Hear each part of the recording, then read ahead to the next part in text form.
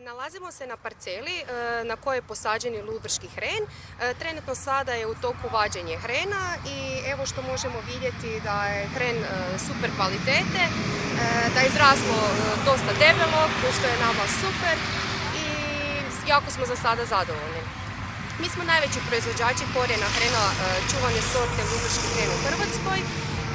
Za sada proizvodimo ove godine preko 4 hektara hrena i imamo svoje kooperante koji proizvode također za nas. Trenutno smo u postupku zaštite zemljopisnog porijekla u kojem projektu nas podržava i prati Varaždinska županija sa pročelnikom Dragutinom Vincekom i Euvita klaster na čelu sa predsjednikom Zvonimirom Novakom.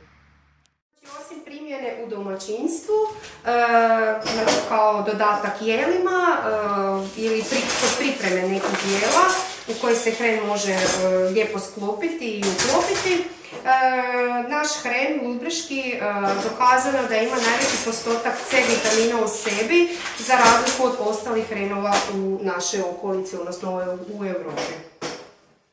Najbolja primjena hrena je kad ga vi lijepo operete, kad ga fino naribate, stavite ga ispod nosnica i kad ga udišete svakako će pročistiti dišne puteve, zasuzit će vam se oči, ali svakako pomaže, to je njegova glavna ljekovitost i glavna uloga da čisti sinuse i da sprječava razne viruse, bakterije i bilo kakve ostale bolesti. U svakom slučaju hren je vrlo ljekovita biljka.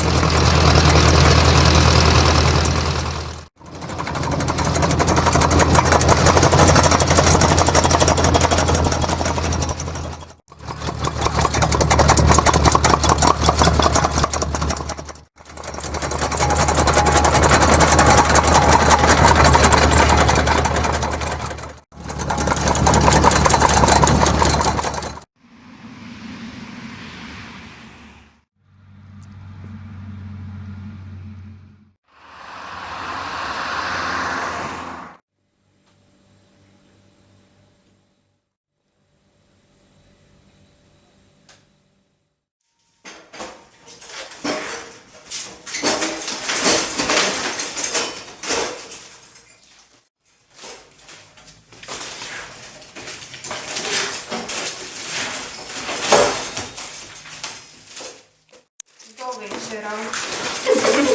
Recimo.